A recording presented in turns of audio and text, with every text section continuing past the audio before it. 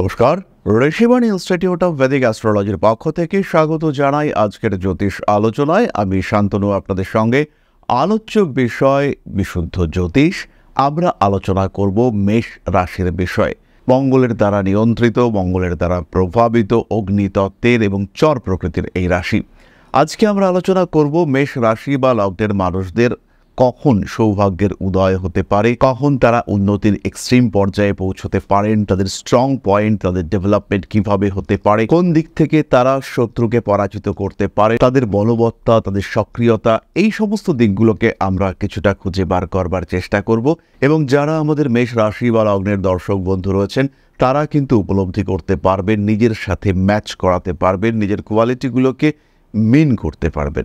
যাই হোক, দেরি না করে আমরা চলে আসব মূল আলোচনায়। তবে তার আগে একটি ছোট্ট বিষয় আপনাদের সঙ্গে শেয়ার করতে চাই। মে মাস থেকেই আমরা থাকছি দুর্গাপুর, আগরতলা। তার সঙ্গে সঙ্গে একটি নতুন সুখবর ঋষিবাণীর পক্ষ থেকে। গুয়াহাটিতে আমাদের কিন্তু নতুন ব্রাঞ্চ স্টার্ট হতে চলেছে। মে মাস থেকেই আপনারা অ্যাডমিশন করতে পারবেন। সরাসরি আমাদের কন্ট্যাক্ট নাম্বারে আপনারা যোগাযোগ করবেন। মে মাস থেকে গুয়াহাটিতে আমাদের ইনস্টিটিউশন স্টার্ট হচ্ছে। যারা জ্যোতিষ শিখতে চান, যারা আর্ট অফ প্রেডিকশন শিখতে চান, তারা সরাসরি সংযুক্ত হন আমাদের সাথে। এবার আমরা চলে আসি মূল আলোচনা প্রসঙ্গে, অর্থাৎ মেষ, কালপুরুষের প্রথম রাশি। এইমাত্র আমরা বলেছি, ইতিমধ্যে আমরা রীতিমতো সবাই জানি যে অগ্নিতত্ত্বের চর প্রকৃতির রাশি। কিন্তু এই মেষ রাশির মধ্যেই রয়েছে বেশ কয়েকটি বিশেষ ক্ষমতা। সেই বিশেষ ক্ষমতাগুলোকে এক্সপ্লোর করবার জন্যই আজকের আমাদের এই ভিডিওটি। প্রথম বিষয়টি হলো মেষ মারাত্মক স্ট্রেট ফরওয়ার্ড। মেষ ঈশ্বর ছাড়া কাউকে ভয় পায় না। মেষ ঈশ্বরকে ভালোবাসে এবং মেষের মধ্যে যে ভক্তি দেখতে পাওয়া যায়, যে ডেডিকেশন দেখতে পাওয়া যায়, সেটা কিন্তু 100% পিওর বিশুদ্ধতা। এটা আমরা মেষের ক্ষেত্রে দেখতে পাই। মেষের রাগ বিশুদ্ধ, মেষের ভালোবাসা বিশুদ্ধ, মেষের দায়িত্ববোধ সেটাও বিশুদ্ধ। এই যে বিশুদ্ধতার প্রকাশ, এটাই কিন্তু মেষকে করে তোলে অনন্য। তাই মেষ রাশি বা লগ্নের মানুষের উপরে চোখ বন্ধ করে ভরসা করা যায়। মেষ খুব ভালো বন্ধু। মেষ রাশি বা লগ্নের মানুষ, তাদের উপরে নির্ভর করা যায়। কিন্তু কখনো কখনো এই ভালো বন্ধু সে কিন্তু ভালো শত্রুও হয়ে উঠতে পারে। প্রশ্ন হলো কখন? যদি দেখতে পাওয়া যায় মেষ লগ্ন কোনো জাতকের কিন্তু মঙ্গল অবস্থান করে রয়েছে ষষ্ঠ বা দ্বাদশে, এবং এই অবস্থায় রাহুর দৃষ্টি মেষের ওপরে রয়েছে, কিংবা মেষ লগ্ন যে কোনো রাশি, সেই চন্দ্র অর্থাৎ জন্ম রাশি, সেখানে রাহু অবস্থান করে রয়েছে, এবার কিন্তু মেষের পিওরিটি অবশ্যই নষ্ট হবে। মেষ রাশি বা লগ্নের জাতক বা জাতিকা, তাদের জন্মকুণ্ডলিতে যদি বৃহস্পতি পীড়িত হয়, তার পিওরিটি কিন্তু নষ্ট হয়। মেষ মারাত্মকভাবে বৃহস্পতির উপর ডিপেন্ডেন্ট একটা রাশি। বৃহস্পতি মেষের জন্য নবমপতি। মেষের যে ক্রোধ, তার যে উগ্রতা, তার যে অ্যাগ্রেসিভ বিহেভিয়ার, তাকে নিয়ন্ত্রণ করে বৃহস্পতি মেষকে প্রেজেন্টেবল করে তুলতে পারে। তাই মেষ রাশি বা লগ্নের মানুষদের জীবনে সফল হওয়ার জন্য অবশ্যই দেবগুরু বৃহস্পতির অনুগ্রহ প্রয়োজন। মেষের জন্য রবি বা সূর্য, সেও কিন্তু অত্যন্ত শুভ গ্রহ। কিন্তু রবি শুভ গ্রহ হলেও রবি কিন্তু মেষকে আরও অ্যাগ্রেসিভ, আরও ইগোইস্টিক করে তোলে। মেষের মধ্যে অহং সত্তা, সেটি আরও বেশি মাত্রায় প্রকাশমান হয়ে ওঠে। তখন কিন্তু মেষকে নিয়ন্ত্রণ করা যায় না। মেষ নিজেও নিজেকে নিয়ন্ত্রণ করতে পারেন না। মেষ বুঝতে পারেন না তার ব্যবহার কতটা খারাপ হচ্ছে। মেষ বুঝতে পারেন না তার ব্যবহারের মধ্যে কতটা অবজ্ঞা প্রকাশিত হচ্ছে। তাই মেষ রাশি বা লগ্নের মানুষদের জন্মকুণ্ডলিতে বৃহস্পতি অত্যন্ত গুরুত্বপূর্ণ। এরপরে আমরা চলে আসব আরেকটি গ্রহের কথায়, সেটি হলো শুক্র। শুক্র যদি মেষের কুণ্ডলিতে ভালো থাকে, তবে সেই মানুষটি কিন্তু মারাত্মক রকমের অ্যাট্রাক্টিভ হয়ে ওঠেন। তাকে পাওয়ার জন্য বিপরীত লিঙ্গের মানুষরা পাগলের মতো বিহেভ করতে থাকে। মেষ রাশি বা লগ্নের মানুষের তখন প্রচুর প্রেমিক, প্রচুর প্রেমিকা হয়ে দাঁড়ায়। মেষ রাশির মানুষটি তখন কিন্তু আকর্ষণের চরম মাত্রায় অবস্থান করেন। তিনি তার নিজের মোহে আবিষ্ট করে ফেলতে পারেন আশেপাশের সকল মানুষকে। তার কথাই তখন শেষ কথা হয়ে দাঁড়ায়। তার ব্যক্তিত্বের কাছে বাকি সবাই পরাজয় স্বীকার করতে বাধ্য হন। আর এই পর্যায়ের শেষ গ্রহটির কথা যদি আমরা বলি, তিনি হলেন শনিদেব। শনিদেব যদি মেষ রাশি বা লগ্নের মানুষদের উপরে কৃপা দৃষ্টি দিয়ে থাকেন, তাহলে কিন্তু খাটতে খাটতে মেষের জীবন শেষ। প্রচুর পরিশ্রম, সেটা কর্মক্ষেত্রে হতে পারে, সেটা ধর্মক্ষেত্রে হতে পারে, সেটা যুদ্ধক্ষেত্রে হতে পারে, সেটা শাসন ক্ষেত্রে হতে পারে। প্রত্যেকটি ক্ষেত্রে কিন্তু জাতককে পরিশ্রম করতে হবে, জাতককে ইউজড হতে হবে। এবং যদি জীবনে একবার শনির দশা পড়ে, আর যদি শনিদেব মেষের জন্য রুষ্ট হন, তাহলে সেই মেষ ব্যথা, যন্ত্রণা, কষ্টে একদম পীড়িত হতে শুরু করেন। তাই শনি, মঙ্গল, শুক্র, বৃহস্পতির একটা প্রপার সমন্বয়ন, এটা যদি মেষের কুণ্ডলিতে দেখতে পাওয়া যায় এবং তার সঙ্গে যদি একটা অসাধারণ দশা পড়ে যায়, হতেই পারে বৃহস্পতির দশা, শনির অন্তর্দশা, শুক্রের দশা, বৃহস্পতির অন্তর্দশা, সেই সময় মেষের জীবনে যে পরিবর্তনটা আসে সেটা কিন্তু মেষকে একটা সুদূর প্রসারী ডেভেলপমেন্ট দিয়ে দিতে পারে, একটা হিউজ ইমপ্রুভমেন্ট সেটা মেষ পেতে পারেন এবং সেই ইমপ্রুভমেন্ট, সেই ডেভেলপমেন্ট সেটা কিন্তু মেষকে সারা জীবনের মতো একটা সাপোর্ট দিয়ে দিতে পারে। ফলে মেষ রাশি বা লগ্নের মানুষদের সবচেয়ে বড় স্ট্রং পয়েন্ট হচ্ছে মেষ অনেস্ট। 2 নম্বর পয়েন্ট হচ্ছে মেষ হারতে জানেন না। 3 নম্বর পয়েন্ট হচ্ছে মেষ অপ্রতিরোধ্য, মেষকে আটকে রাখা যায় না। মেষ যদি মনে করেন যে আমি এটা কমপ্লিট করব, তাহলে যেভাবেই হোক মেষ কিন্তু সেটাকে করবেন। 4 নম্বর পয়েন্ট হলো মেষের প্রবল ধৈর্য। চর রাশির মানুষ অত্যন্ত চঞ্চল, কিন্তু তা সত্ত্বেও যদি মেষ ডিসিশন নেন যে আমি এই কাজটা কমপ্লিট করব, তাহলে মেষকে কিন্তু আটকানো যাবে না। গ্রহদের দ্বারা প্রবল প্রেরিত না হলে মেষ কিন্তু কাজটা কমপ্লিট করবেন। 5 নম্বর পয়েন্ট হলো মেষের ক্ষেত্রে প্রবল ঐশ্বরিক বিশ্বাস। মেষ কিন্তু ঈশ্বরের উপরে নির্ভর করেন এবং কোনো কিছুর জন্যই মেষের ঐশ্বরিক বিশ্বাস কমতে দেখতে পাওয়া যায় না। 6ষ্ঠ বিষয়টি হলো মেষ প্রবল পরিশ্রমী। 7ম বিষয়টি হলো মেষ সহজে মিথ্যে কথা বলতে পছন্দ করেন না। 8ম বিষয়টি হলো মেষের দায়িত্ববোধ, মেষ হিউজ রেসপন্সিবল। 9ম বিষয়টি হলো মেষ কিন্তু কথা দিয়ে জানে কথা রাখতে এবং 10ম বিষয়টি হলো মেষ জীবনের প্রতিটা মুহূর্তকে বাঁচতে জানে, মেষ জীবনকে উপভোগ করতে জানে এবং সুখকে সুখের মতো, দুঃখকে দুঃখের মতো ভোগ করতে জানে মেষ রাশি বা লগ্নের মানুষরা। জীবনের পরিবর্তনশীলতাকে অ্যাকসেপ্ট করতে জানে মেষ এবং এই কারণগুলির জন্যই কিন্তু মেষ রাশি বা লগ্নের মানুষ তারা হয়ে ওঠেন অপ্রতিরোধ্য। তারা কিন্তু হারেন না, জীবন যুদ্ধে তারা শেষ পর্যন্ত জয়ী হয়ে থাকেন। গ্রহ অবস্থান মারাত্মক যদি খারাপ হয়, ব্যবসা করছেন, শুক্র ষষ্ঠে নিচস্থ এবং বুধ যে কিনা ষষ্ঠপতি সে পঞ্চমভাবে অবস্থিত, রবি পঞ্চমপতি, তিনি হয় কন্যা রাশিতে অথবা তুলায় নিচস্থ, এই কম্বিনেশনের মানুষ তাকে পিছিয়ে আসতে হবে। তিনি ব্যবসা করে উন্নতি করতে পারবেন না, বাধা আসবে তার ক্ষেত্রে। তাকে ব্যবসা করবার জন্য এক্সটার্নাল ব্যাকআপ বা সাপোর্ট নিতে হবে।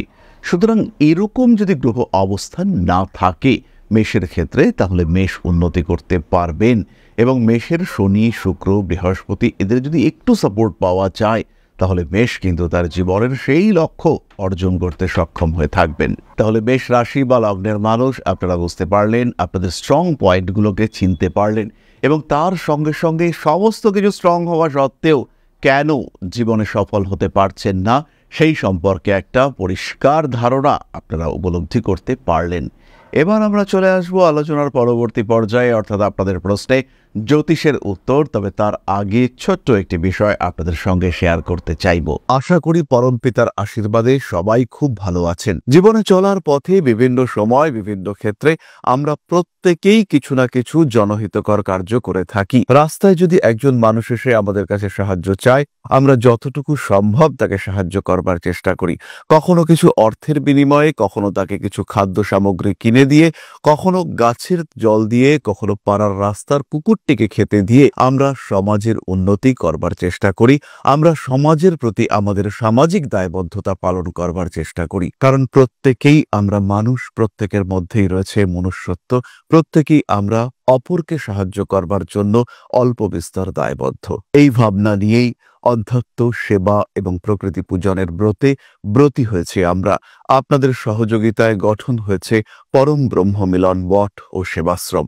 দীর্ঘদিন ধরেই, প্রায় বিগত 3 বছর ধরে বিভিন্ন সময়ে, বিভিন্ন অবস্থায়, বিভিন্ন পরিস্থিতিতে মানুষের পাশে গিয়ে আমরা দাঁড়িয়েছি। মানুষের পাশে যতটা সম্ভব সাহায্য করবার চেষ্টা আমরা করেছি আমাদের ক্ষুদ্র সামর্থ্যে। বারংবার আমরা পেয়েছি আপনাদের সাহচর্য, বারংবার আপনারা বাড়িয়ে দিয়েছেন আপনাদের সহযোগিতার হাত। তাই আরও একবার আপনাদের সামনে আজ আমি আবার এসেছি পরবর্তী কর্মসূচিকে বাস্তবায়িত করবার জন্য। বিগত দিনগুলিতে বিভিন্ন সময়ে আমরা বিভিন্ন ক্ষেত্রে ডোনেশন কর্মসূচি করেছি। আমরা শীতকালে কম্বল বিতরণ করেছি, মোজা, চটি বিতরণ করেছি, মশারি বিতরণ করেছি ডেঙ্গুর সময়, করোনার সময় খাদ্য সামগ্রী বিতরণ করেছি আমরা। তার সঙ্গে সঙ্গে ছোট ছোট শিশুদের পড়াশুনো এগিয়ে যাওয়ার জন্য সারা বছরের সমস্ত শিক্ষা উপকরণ আমরা বিতরণ করেছি। তাদের সঙ্গে আমরা সময় কাটিয়েছি।